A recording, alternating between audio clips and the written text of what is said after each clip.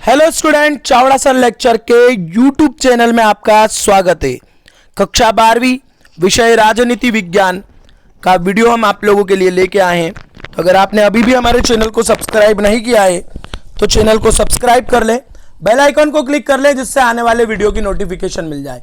तो यहाँ पे हम लेके आए शीत युद्ध का दौर अध्याय 1 और वो ऑब्जेक्टिव और प्रश्न उत्तर दोनों है इसके अंदर। सबसे पहले ऑब्जेक्टिव याद करते हैं। बोल्शेविक क्रांति कब हुई थी? तो वो हुई थी 1917 में। निम्न में से कौन सा एक सैनिक संगठन नहीं है? तो आएगा ईसीसी। अमेरिका ने जापान के हिरोशिमा और नागासाकी पर परमाणु बम कब गिराए थे? तो आएगा अगस्त 1945 में। द्वितीय विश्व युद्ध कब हुआ था? तो आएगा 1939 से 1945 में। और नाटो सदस्य देश था किसका था? तो इटली का था। इटली था मतलब।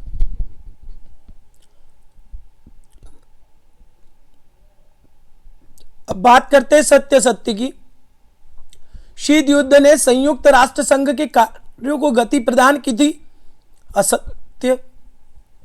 गुटनिरपेक्ष आंदोलन के संस्थापक ट्रूमैन थे। असत्य। नीदरलैंड नाटो का सदस्य था।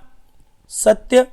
सोवियत राजनीति प्रणाली समाजवाद पर आधारित थी। सत्य। और सोवियत संघ का अंत 25 दिसंबर 1991 को हुआ। सत्य। अब बात करते हैं खालिस्तान की। तो पहले खालिस्तान में आएगा मिस्टर सुकर्णो, इंडोनेशिया के प्रथम राष्ट्रपति थे। शीत युद्ध का उदय चर्चिल के फुलटन भाषण से हुआ। शीत युद्ध के दौरान महाशक्तियों के बीच प्रमुख केंद्र कौन था? तो वो यूरोप था।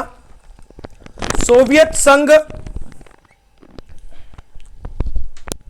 तीसरे में क्या आएगा? यूरोप आएगा।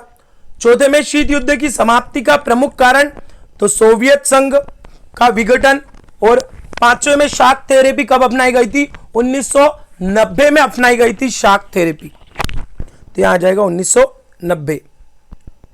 एक वाक्य में उत्तर। शीत युद्ध का चरम बिंदु क्या था? क्यूबा मिसाइल संकट। बर्लिन की दीवार खड़ी की गई थी 1961 में। जर्मनी की एकीकरण 1990 में। ट्रूमैन कौन थे? अमेरिका के राष्ट्रपति। और प्रथम गण गुट निरपेक्ष सम्मेलन में कितने देश थे? 25। गमाल अब्दुल नासिर मिस्र। Pandit Jawaharlal Nehru Bharat. Mister Sukarno Indonesia. Joseph Broz Tito Yugoslavia. Nikita Khrushchev Soviet संघ। अब बात करते हैं प्रश्न उत्तर की। शीत युद्ध क्या है? शीत युद्ध एक ऐसा युद्ध है जिसका रण क्षेत्र मानव मस्तिष्क होता है। यह हथियारों से नहीं लड़ा जाकर प्रतियोगिता और घृणा तथा दूसरों को नीचा दिखाने कर लड़ा जाता है। शीत युद्ध में किसी भी एक पक्ष, एक व्यक्ति की हत्या रण क्षेत्र में नहीं होती है, बल्कि भयानक सर्वनाश और प्रत्यक्ष रूप से करोड़ों लोगों को दुखद अंत की संभावना उत्पन्न होती है। द्वितीय विश्व युद्ध की समाप्ति पर दुनिया में प्रथम स्तर की दो महाशक्तियां सोवियत संघ और संयुक्त राष्ट्र अमेरिका रही। तो ये नीचे की लाइन नहीं भी लिखेंगे और दुखद उत्पन्न होती है, यहां तक भी लिखोगे तो चल जाएगा।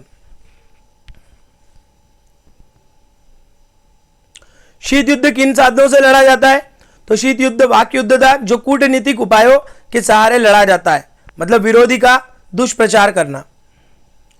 वार्सा संधि में कौन कौन से देश थे? सोवियत संघ, पोलैंड, पूर्व जर्मनी, चेकोस्लोवाकिया, हंगरी, रोमानिया और बुल्गारिया। असंलग्नता क्या है? विभिन्न परस्पर विरोधी विचार के बीच हो रहे संघर्षों से उत्पन्न खतरे से बचने के लिए अलग रहने के लिए यह नीति अपनाई जाती थी। असंलग्नता या गुट निरपेक्षता कहलाती है। प्रथम गुट निरपेक्ष सम्मेलन कब और कहां हुआ था? तो यह हुआ था ब्रेलगेट में और 1961 में, जिसमें भारत के प्रधानमंत्री पंडित जवाहरलाल नेहरू, युगोस्लाविया के राष्ट्रपति सुकर्णो मिस्र आदि लोग शामिल थे। शीत युद्ध के कारण, शीत युद्ध के सामान्य कारण 4 थे। पहला, शीत युद्ध का सामान्य कारण था संघर्षों की अनिवार्यता, विचारधाराओं का टकराव, विजित प्रदेशों पर नियंत्रण और परस्पर विरोधी प्रचार।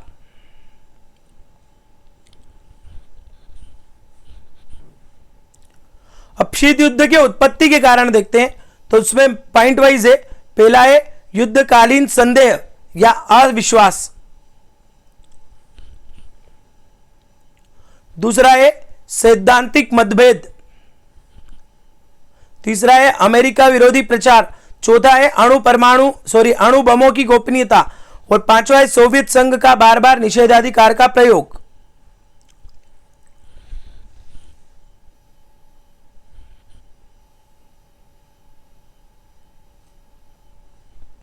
और भी पॉइंट है 6 भी है, पर आपको 4 से ज्यादा नहीं लिखना है 4 अंक में, तो आप जोन से 4 पॉइंट लिखना चाहें लिख सकते हैं।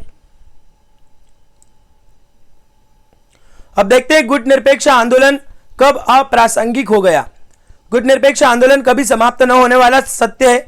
इसकी कमजोरियां उन राष्ट्रों के कारण आई जो स्वयं नैतिक मूल्यों को ताक में रखकर अपने स्वहित में संपन्न राष्ट्र की कूटनीतिक चालों का मोहरा बनना पसंद करते हैं, और फिर भी आंदोलन तृतीय देशों के संगठन के रूप में आज भी सैनिक दबाव, आर्थिक पिछड़ापन, आपसी वेशसामान्यता को अपने ही अंदर सुलझाते हुए एक आंदोलन शक्ति के रूप में विद्यमान है। तो ये पूरा आप लोग याद कर सकते हो। इसको बड़ा याद करना है, 4 नंबर का है, मैं पूरा आपको बता देता हूं। कम से कम 3 पैराग्राफ में से 2 पैराग्राफ तो आपको लिखने ही है। अब देखते हैं अंतरराष्ट्रीय संबंधों पर शीत युद्ध के 5 प्रभाव। तो 3 आपकी स्क्रीन के सामने दिख रहे हैं। विश्व को 2 गुटों में बांटना या विभक्त करना, आतंक एवं अविश्वास में वृद्धि, आणविक युद्धों का खतरा, सशक्तिकरण और संयुक्त राष्ट्र संघ की कमजोरी। परमाणु अप्रसार संधि को समझाइए। यह संधि केवल परमाणु शक्ति संपन्न देशों को एटम मतलब हथियार रखने की अनुमति देती थी, बाकी देशों को हथियार हासिल करने से क्या करती थी, रोकती थी। परमाणु अप्रसार संधि के उद्देश्य को ध्यान में रखते हुए उन देशों को परमाणु शक्ति से संपन्न देश माना गया है जिन्होंने 1 जनवरी 1967 से पहले किसी परमाणु हथियार या अन्य विस्फोट परमाणु सामग्री का निर्माण या विस्फोट किया हो। इसमें 5 देश है, सोवियत संघ, अमेरिका, ब्रिटेन, फ्रांस, चीन। सोवियत संघ मतलब जो बाद में रूस बना। हाँ, और भी उसके बारे में लिख सकते हो आप। अब देखते हैं महाशक्तियों का छोटे देशों के साथ सैन्य गठबंधन क्यों रखती है। उसके 3 कारण, तो ये तीनों कारण आपके सामने।